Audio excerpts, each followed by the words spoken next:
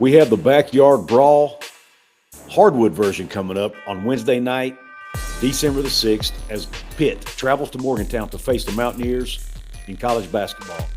Mountaineer Paul and I are going to talk about it. We're going to preview this game right after this word from our sponsor. This episode is brought to you by Dutch Miller Automotive. Your friends and family pricing means you get the best deal right up front on any new or pre-loved vehicle in stock every time.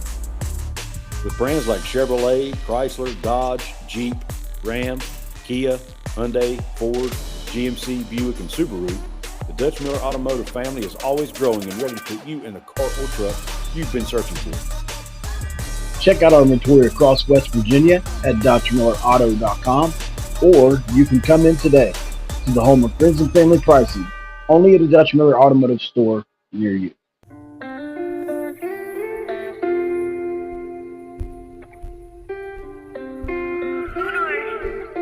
What is up? What's going on, Mountaineer Nation and college hoops fans? This is Couz. And my name is Mountaineer Paul.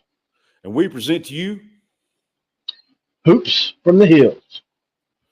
What is going on, everybody? We're here to preview the upcoming Backyard Brawl game between the Pitt Panthers and the West Virginia Mountaineers, this time on the hardwood, the basketball edition.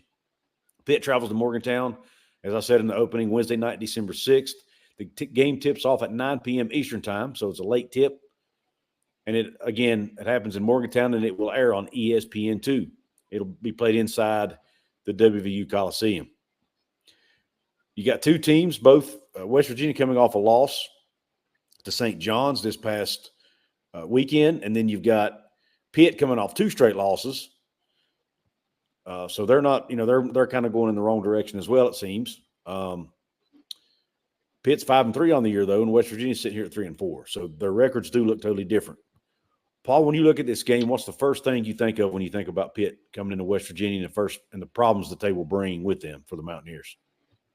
Well, Pitt's actually 5-4. They lost again last night to Clemson. Okay. 79-70. And so they're really on a bad skid right now. Clemson's undefeated, 7-0. So it's not a typical Clemson team that they lost to. But, they lost by basically almost double digits. Blake Henson, kind of as doing all the work, as usual for them, 27 points.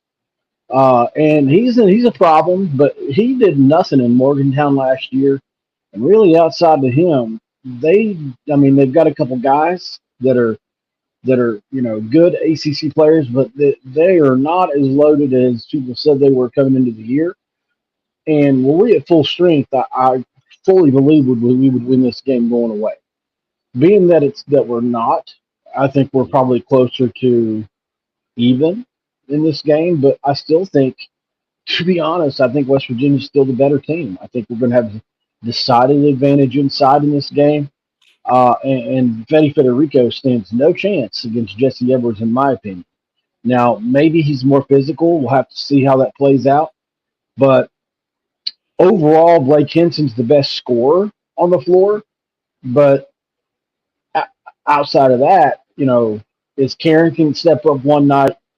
It's Leggett another night, and those are all pretty much double-digit guys. But to me, they lost their best player in the offseason, which was basically a kid that was a high four-star player that had some charges brought against him. So, unfortunately, he was supposed to be really their go-to player. And think about kind of like I don't know, probably something similar to how maybe what Joe Toussaint was to us or something like that, Right. Yeah, that's speaking of, Paul mentioned a few of their key players there with Leggett and Henson and Carrington. He mentioned Federico. So real quick, I want to just look at their stats real quick. Blake Henson is averaging 20.5 points a game right now, so he is an elite scorer. He's playing almost 30 minutes a game, which I'm going to talk about that in just a minute on the minutes piece. But and he's shooting the ball 42% from three, so he can stroke it. So they're going to have to be aware of where he's at all times. Cannot leave him open. Then you've got Isaiah Leggett averaging 15 a game. Carlton, Carrington, averaging 14.5 a game. And then they're the only three in double digits. In the middle against Edwards, like Paul mentioned, is Federico. He's playing 23 minutes a game, averaging 6 points a game and 6 rebounds a game. But he averages about 2 blocks a game as well. So that's really where you're going to have to watch him is on the defensive end. He's very long and can disrupt shots around the rim. He stands 6'11", so he can compete with Jesse from a size standpoint.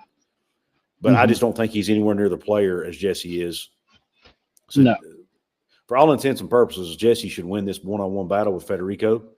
I think we have an advantage there. I'm just concerned about the rest of the floor. And again, they've got – when you look at their minutes per game, they've got 1, 2, 3 guys that play over 30 minutes. They've got another one that plays 26, another one that plays 23, and then it goes 16, 14, 11, 13 from there. So they've got 1, 2, 3, 4, 5, 6, 7, 8, 9 guys playing – only 9 guys playing double – or they've got 9 guys playing double-digit minutes where we have like 7. So it's going to be a challenge for this Mountaineer team with this short bench in this game because they're playing another team that has a lot of depth. So that's a little concerning to me. Yeah. Yeah.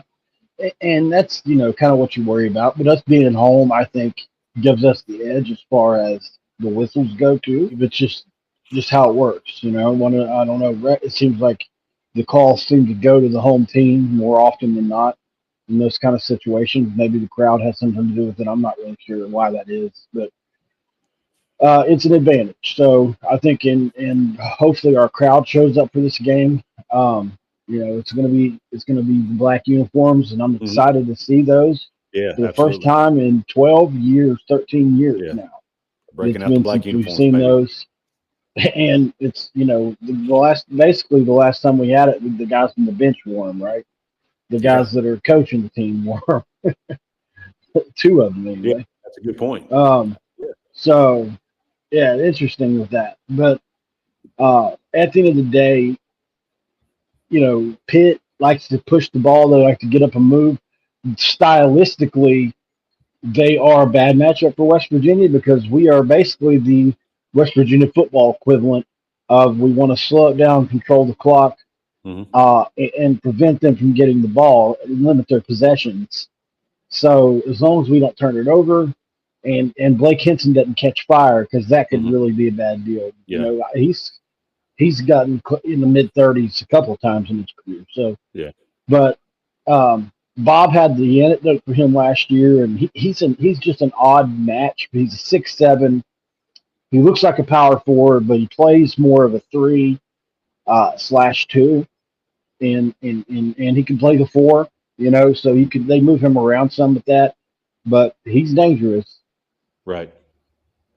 Yeah, I don't know. West Virginia's been going to that 2-3 zone a lot because for obvious reasons to save their legs, and because they have Jesse in the middle who's experienced at it. I'm not sure if this is with Leggett with Henson out there shooting the ball, and not to mention Carrington shooting at 37% from 3, and Pitt's like top 15 or 20 in the nation. I forget. I think they're like 13th or something in the nation in 3-pointers attempted. So they will fire. They do like to shoot the 3-pointer. Now their percentage isn't really high as a team, but they can stroke it.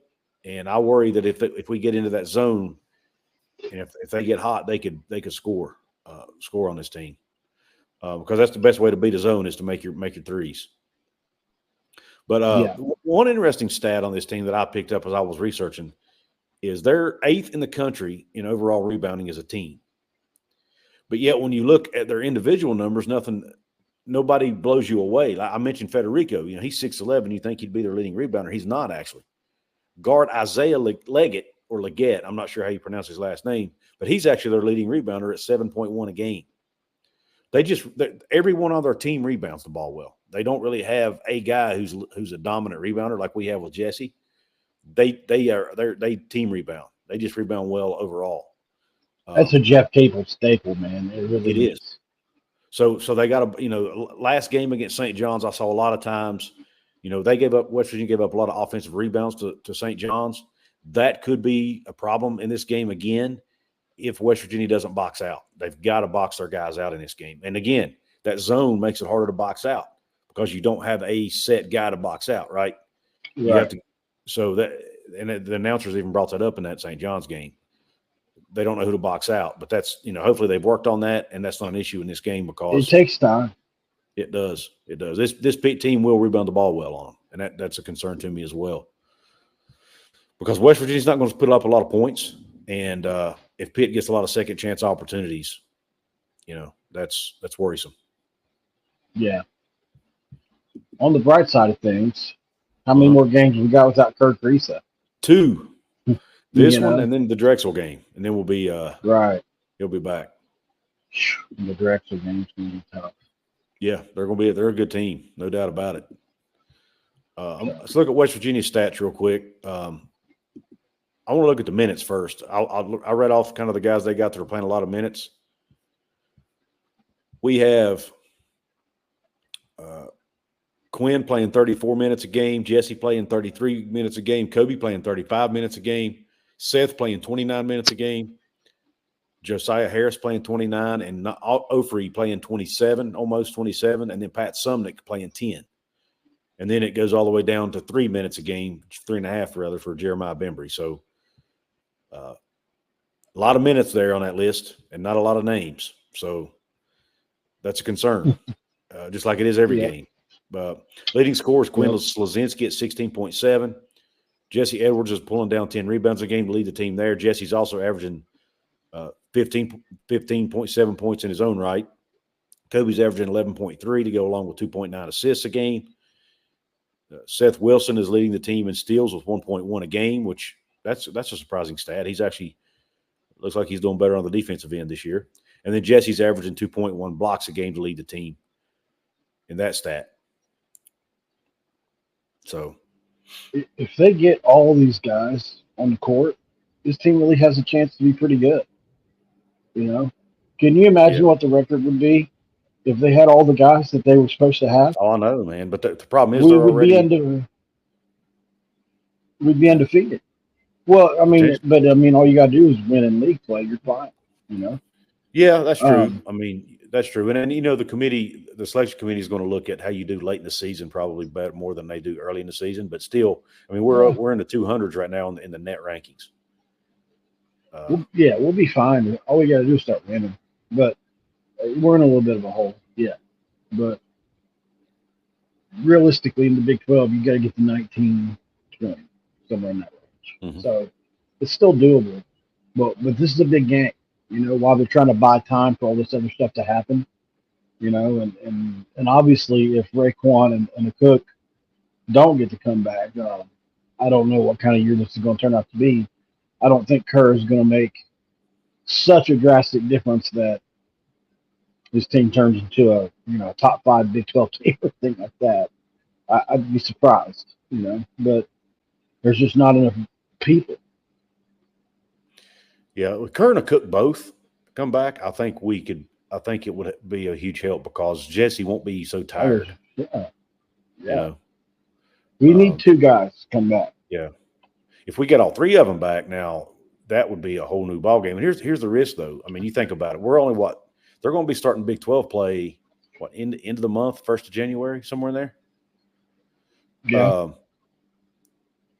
They might have to win. They're going to have a winning record in Big 12 play to even have a shot at the tournament potentially. And guess who the number 1 and 2 teams are in the net rankings right now?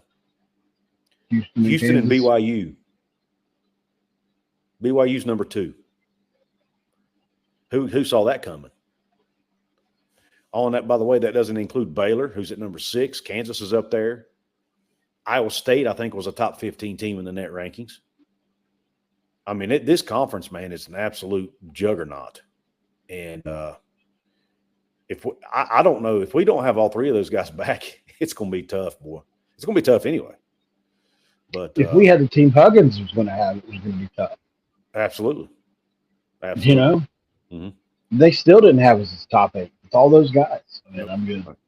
Guys, we always forget to remind you guys to like, share, comment, subscribe. Please do all of that. We should do that early in the video, but we forget to. So please do that, guys. It really helps the YouTube algorithm. Helps push this out to more people, and helps more people find out about about Hoops from the Hills because we're still a fairly new channel, and a lot of people still don't know we're here. So please share with your friends and let them know about us. Guys, we really appreciate you tuning into this episode, and we look forward to the next one and hopefully doing a post-game show with a victory. But until next time, guys, we're done.